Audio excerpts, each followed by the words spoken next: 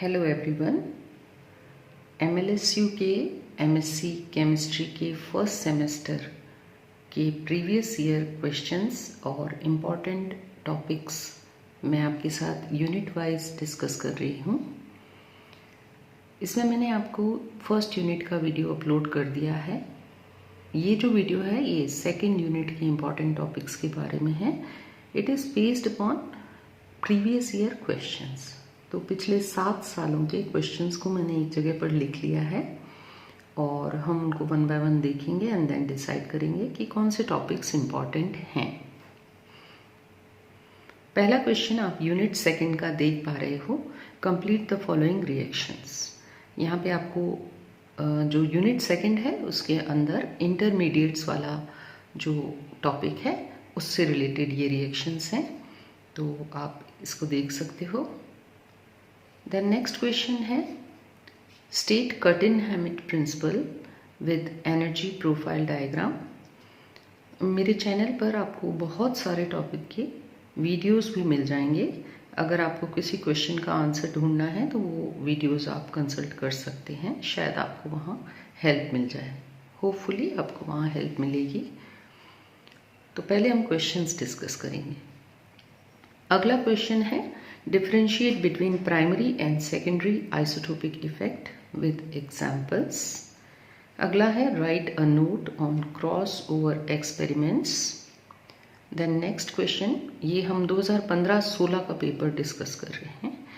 derive the Hammett equation to correlate substitution and reaction constant। next है define substitution and reaction constant। ये यहाँ पे भी पूछ लिया है और यहाँ पे भी पूछ लिया है। Write short notes on the following. कुछ टॉपिक्स हैं। हैमंड्स पोस्टुलेट, पहला है स्टेरिक इनहिबिशन ऑफ रेजोनेंस, फिर है हैमंड्स पोस्टुलेट, फिर है field effect, then Taft's equation and isotopic labelling. तो ये कुछ क्वेश्चन थे जो 2015-16 में पूछे गए थे। इसके बाद का हम और आगे आपको दिखाते हैं क्वेश्चंस। 2016-17 में जो पहला क्वेश्चन मैंने लिखा है, इज एजुलिन ऑल्टरनेट और non alternate hydrocarbon, explain with structure. ये जो टॉपिक है अब यूनिट 1 के अंदर है, पहले ये यूनिट 2 के अंदर था। नेक्स्ट है व्हाट इज क्रॉस कॉन्जुगेशन, ये मैं पिछले वीडियो में डिस्कस कर चुकी हूँ ये टॉपिक्स, और ये अब यूनिट 1 का पार्ट है। तो अब हम फोकस करते हैं यूनिट 2 पर। क्वेश्चन है गिव रीजंस वाई। तो कुछ क्वेश्चंस पूछे गए हैं एक्सप्लेन द फॉलोइंग करके, कि पहला कारण पूछा है amides are less basic than amines. तो अमीन से कम बेसिक क्यों है amides. Then triphenyl methane is stronger acid than diphenyl methane and is further stronger than toluene. Next question है 2.6 ditertbutyl phenol is much weaker acid than phenol, and then Hammett equation fails with aliphatic compounds। इन चीज़ों का explanation मांगा है, उसके बारे में आपको ये पता होना चाहिए कि सब्स्टिट्यूएंट का रिएक्टिविटी पर क्या इफेक्ट होता है। तो अलग अलग क्वेश्चन के अंदर अलग अलग सब्स्टिट्यूएंट्स लगाकर और रिएक्टिविटी पर अंतर आपको पता होना चाहिए कि कैसे किसी सब्स्टिट्यूएंट के लगने पर कोई स्ट्रॉन्ग एसिड हो सकता है या कोई वीक एसिड हो सकता है। तो सब्स्टिट्यूएंट्स का जो रिएक्टिविटी पर प्रभाव पड़ता है वो टॉपिक ये आपके सारे क्वेश्चंस का आंसर दे सकेगा। देन है write short notes on cross over experiments and isotopic labelling and Hammond's postulate. आप देख रहे हैं कि ये टॉपिक्स रिपीट हो रहे हैं, पहले भी आ चुका है ये। देन है differentiate between transition state and intermediate in detail. ये बहुत ही इंपॉर्टेंट टॉपिक है। Discuss the presence of intermediates for determining reaction mechanism in detail. किसी भी रिएक्शन के मैकेनिज्म को डिटरमाइन करने के लिए बहुत सारे मेथड्स होते हैं, उसमें से एक मेथड है प्रेजेंस ऑफ इंटरमीडिएट्स।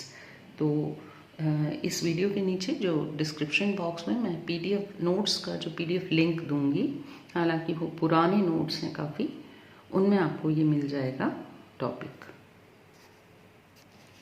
अब आते हैं 2017-18 के पेपर पर। 2017-18 में पहला क्वेश्चन पूछा है, what is transition state, give one example.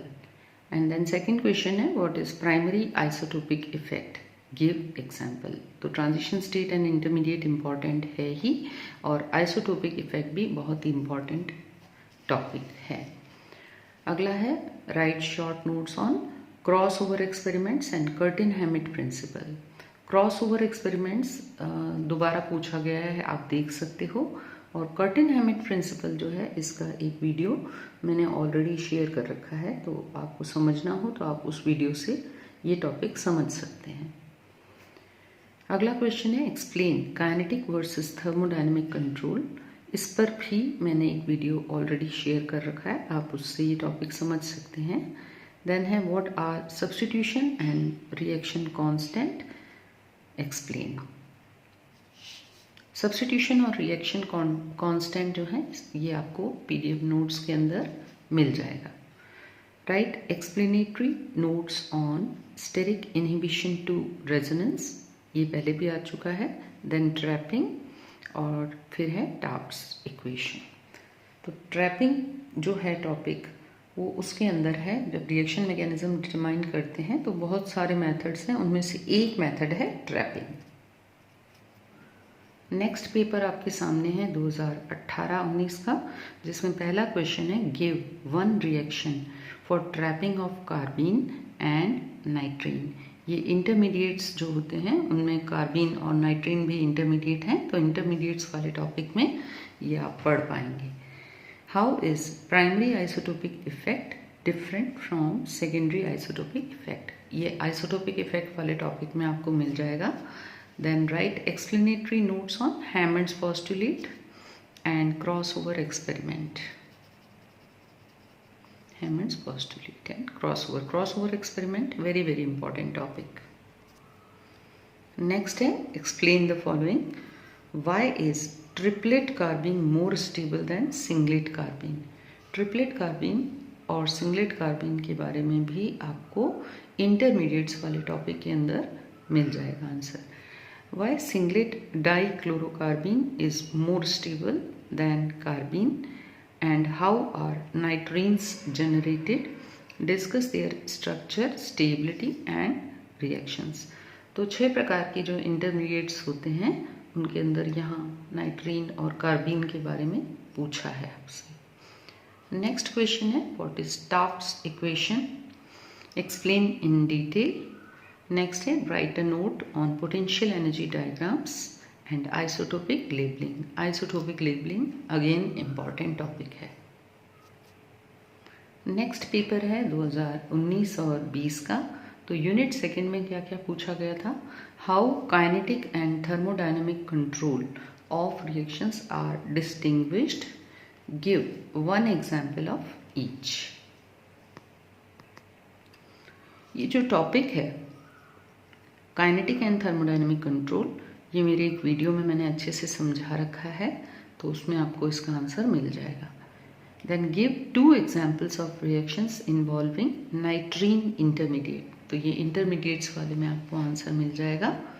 इस पर हालांकि मैंने कोई वीडियो नहीं बना रखा है, बट हाँ, पीडीएफ नोट्स आपको इसी वीडियो के डिस्क्रिप्शन बॉक्स में मैं शेयर कर दूंगी। थोड़े पुराने नोट्स हैं, पर आपका काम बन सकता है। जेरी मार्च जो बुक है, उससे मैंने वो नोट्स बनाए हुए हैं। नेक्स्ट है, distinguish between following examples, kinetic and thermodynamic control of a reaction, ऊपर भी पूछा गया है। एंड नेक्स्ट है, steric effect and steric inhibition of resonance. फिर है, write details about the following. एक तो पूछा हैमंड्स पोस्टुलेट, दूसरा कर्टिन-हैमिट प्रिंसिपल, तीसरा Taft equation and its applications.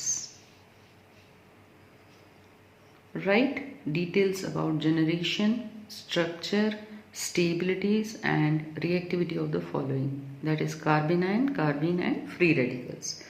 तो अगेन इंटरमीडिएट्स हैं सारे, इंटरमीडिएट्स वाला टॉपिक आपको अच्छी तरह से पढ़ना है। ये आपके थर्ड ईयर के सिलेबस में भी था ये टॉपिक, तो आपको थर्ड ईयर की बुक में भी अच्छा मिल जाएगा। सॉरी थर्ड ईयर नहीं, थर्ड ईयर में बहुत पहले हुआ करता था ये टॉपिक। अब ये टॉपिक जो इंटरमीडिएट्स वाला है वो बीएससी फर्स्ट ईयर में है एमएलएसयू के सिलेबस में। नेक्स्ट क्वेश्चन है 2020-21 के पेपर से, draw potential energy diagram for SN1 and SN2 reactions. तो SN1 SN2 रिएक्शंस वैसे तो यूनिट थर्ड में है, पर पोटेंशियल एनर्जी डायग्राम जो है वो बनाना आपको यूनिट सेकंड में सिखाया गया है, इसलिए आपको इसमें भी इंक्लूड कर सकते हो इस क्वेश्चन को। Write 2 methods of generation of carbon ions. तो अगेन इंटरमीडिएट है कार्बन आयन, तो ये इंटरमीडिएट वाला टॉपिक हो गया। देन नेक्स्ट है what are carbenes, describe its generation, structure, stability and reactions. Again intermediate. अगला क्वेश्चन है what is Hammett equation, explain with suitable example how it is used to determine the mechanism of an organic reaction via stabilization and destabilization of intermediates with electron donating and electron withdrawing groups। Hammett equation पर भी मैंने एक video बना रखा है, आप ये topic वहाँ से इजीली समझ सकते हो अगर आप चाहो। नेक्स्ट है describe with suitable examples the kinetically and thermodynamically controlled products. इस पर भी वीडियो बना रखा है।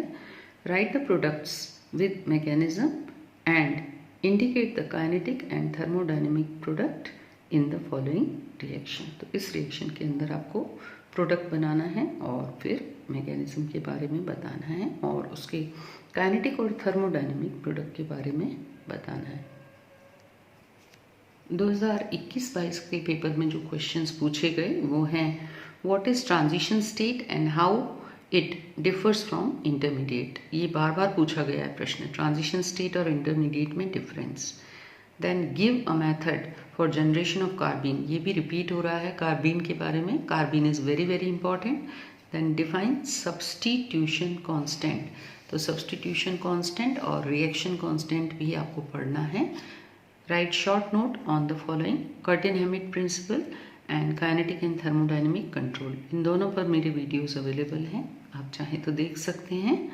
देन है अगला question, explain the following, cross over experiments for determining reaction mechanism, steric inhibition to resonance and define substitution constant.